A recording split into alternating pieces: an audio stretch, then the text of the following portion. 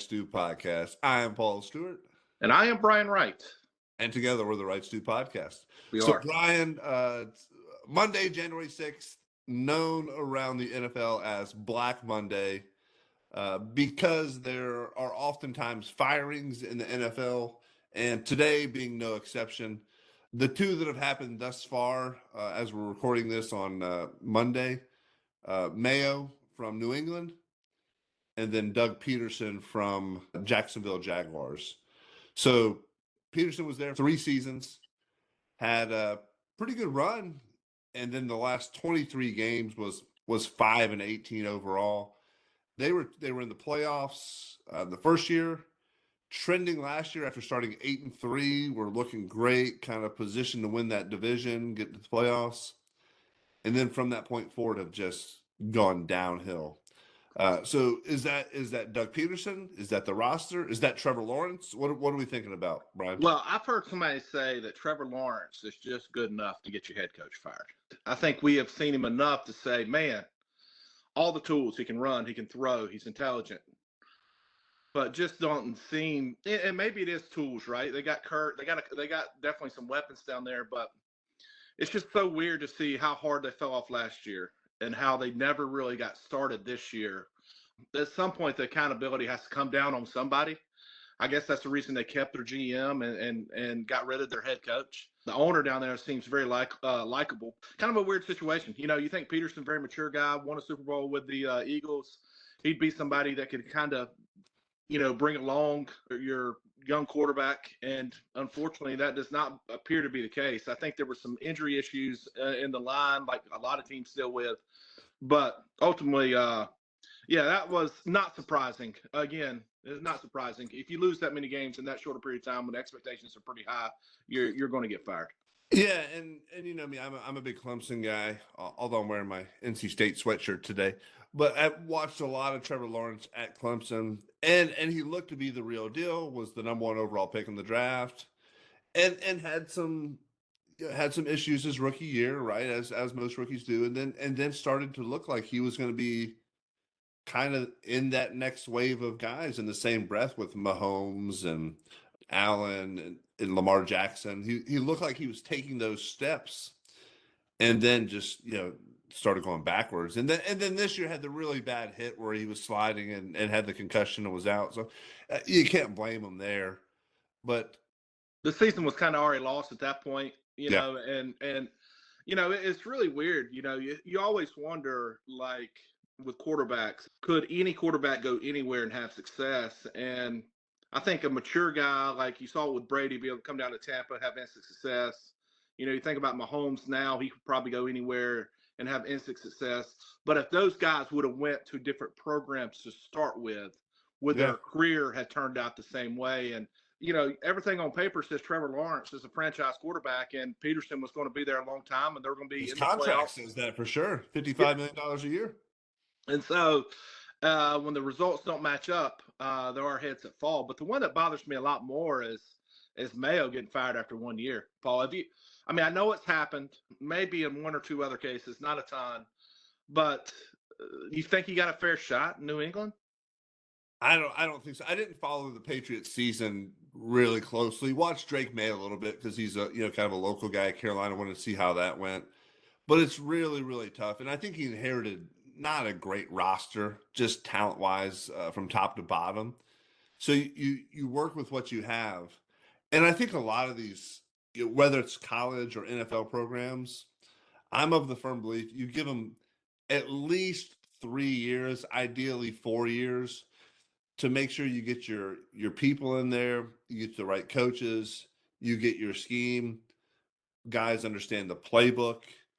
1 year is, I know we've seen people turn it around in a quick amount of time, but and again, not knowing a whole lot about the situation, what that makes me think about is, were there leadership issues? Robert Kraft's a smart guy. Did he see the cracks starting to form and just wanted to say, hey, let's cut bait, Gerard, thank you for your service. Appreciate you being here, but we're going to move a different direction. Right. So maybe Robert Kraft saw those cracks and started to say, hey, let's just it's going to be tough right now, but we're gonna go ahead and turn this thing around, and maybe it'll get done sooner than if we left Mayo here. I would imagine they have like postseason interviews or postseason conversations, and maybe a handful of the leadership on the team has them with Kraft as well. But it doesn't feel like anybody there has established themselves enough to be like, hey, this isn't going in the right direction. And honestly, New England hadn't been going in the right direction in a while. Obviously, Belichick's last handful of years there weren't great. And so I think you don't want to end up in a situation where like Belichick was famously at Cleveland and then was fired. Yeah. And then ends up at New England and then considered the best head coach of all time. What you don't want to do is end up firing somebody that could have been a really good head coach for 10 or 12 years. Very few guys make it 15 or 20 years. You know, your Tomlins, your Belichick for his span, obviously Peyton when he was with New Orleans and now back with Denver. There's very few, Andy Reid. There's very few guys who make it a long time, and especially over different quarterbacks. There's been guys who have made it over one quarterback and kind of rode that career, and they worked well together.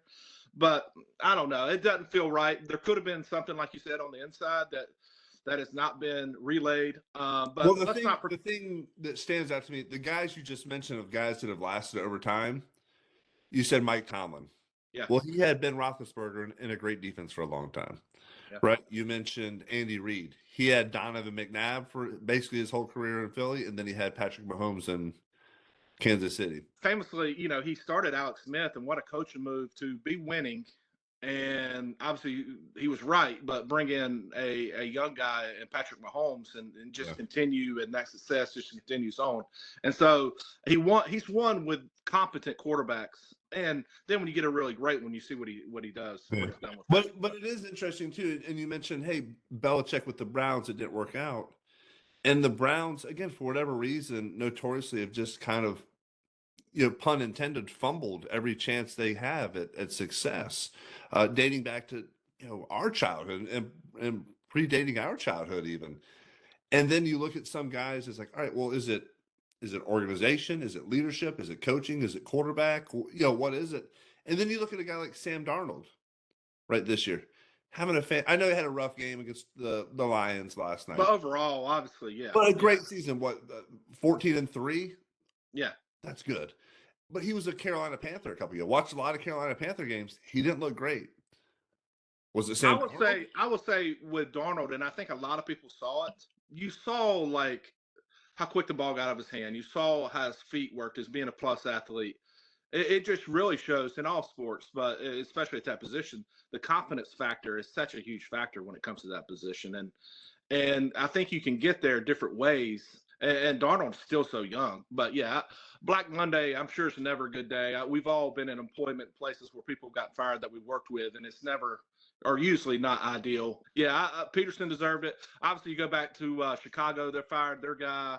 The Jets famously fired Robert Saleh. Yeah, way too early. I think that just finished their season out altogether. I think he's a really good coach. I'd be interested to see if the Raiders coach makes it, and it'd be interesting to see if Dallas's coach makes it. McCarthy. I think McCarthy would find a job pretty quick. Antonio Pierce, again, seems like he's done a pretty good job in Las Vegas with a lot of stuff. Kind of bad quarterback play. If he doesn't really have a quarterback, I mean, I think that would be. I think you get him a quarterback, and that gives him more of a fair chance, right? The league is you got to have a quarterback. And 100%. And then if you do, you got a chance, and if you don't have a chance. So yeah. So Brian, you mentioned something kind of interesting, and I'm going to bring this back to baseball because that's what I like to do. In spring training, guys are trying to make teams, and some guys make teams, and then unfortunately other guys don't. Yeah. Did you ever get released out of spring training? No, I didn't play long enough. I was hurt way too much. I saw guys, and it is a weird feeling because you're hanging out, eating lunch or eating breakfast with those guys, and then all of a sudden they're gone. They got a big bag, and they're out. And so right, wrong, any different. I didn't play long enough, and injuries got me. I'm sure as long as you played, Paul, you saw it in a time or two. Yeah, man. It truly just a terrible day because it's your friends, it's guys you've built relationships, it's people you've grown really close with, and you're seeing literally their dreams just being taken away from them. Snap. Yeah. And it's a really, really tough time. Those days are, I mean, they can be uncomfortable, but I think if you approach it maturely and and go out there and let somebody know how much you appreciate them, and you try to stay in contact with them. That's all you can really do, and wish them the best of luck, and hopefully they use that as a catalyst to go on and catch on somewhere else. And yeah, I just remember the movie Ricky Vaughn in Major League when he's I'm going to come back and shove this up your you know what. And so that was always a good scene. I never saw anything like that in the clubhouse. I But saw guy. I mean, I can't. I don't. I wouldn't even probably say the same if I saw it, but I did see somebody get pretty fired up and was yelling on the way out, grab their stuff up like their hair's on fire and their ass is catching it, and just take it and go. And so I again, I wasn't in a ton of spring trainings, but I saw one where it was, pretty. He was fired up and didn't think he should, and I think he did catch on. He may have even made it to the big leagues. so take that, Cleveland, huh? That's right. That's right. That's right. Yeah, so a tough day, and then like you said, as we get into professional world, corporate life, I've been a part of big organizations when they had restructurings and layoffs, and again, a very similar thing, just tough days for everybody. So if you are in that situation and you're out there, hey, go out, be a professional, be mature. Don't make it uncomfortable, but let somebody know that you appreciate them. You'll help them out all you can, and people helping people, that goes a long way, and that's what it's really all about. So that's my soapbox and my public. Or if you're the one getting released, you can go out like a ball of fire. If you're not trying to play anywhere else or get another job or whatever, hey, show everybody how you really feel. People appreciate that too in the long run. Yeah, that's a better story. That's a better story for sure. So we'll keep track of the coaching carousel going on. Certainly, there'll be more things happening in the next few days. So we'll keep track of that and see where folks are landing and end up. And then we got the college football playoffs this Thursday and Friday. Yeah. And then we roll into NFL playoffs on Saturday and Sunday. So I think I'm gonna have a couple pots of chili and a lot of football to watch, and we'll be discussing that a little more. Brian, is there one game you're looking forward to more than another? All of them. One that I'm most excited is probably the Ravens Steelers. Yeah, what a great rivalry! Just always a great game. I mean, here's the truth. This is the weekend that you get your vasectomy done. You do whatever you got to do. Whatever you can have a break to where you can watch about 12 hours of football. And then you just enjoy it. You milk it, put a little ice on the piece, whatever you got to do, and make it happen. So, guys, if you're out there in need of a vasectomy and you can flip it that quick, maybe this is the weekend to do it. So good luck with that. So, awesome. So one last thing, we got our interview with Nolan McLean, New York Mets top prospect, coming out this Wednesday. Be ready for that. Great interview with Nolan. And then otherwise, hey, we appreciate you guys listening. Make sure you subscribe, follow, like us on TikTok, YouTube, Instagram. Leave a review on Apple Pods or Spotify, our Heart Radio, where you listen. That goes a long way and helps us out. So we appreciate y'all listening. Out. Go Pack.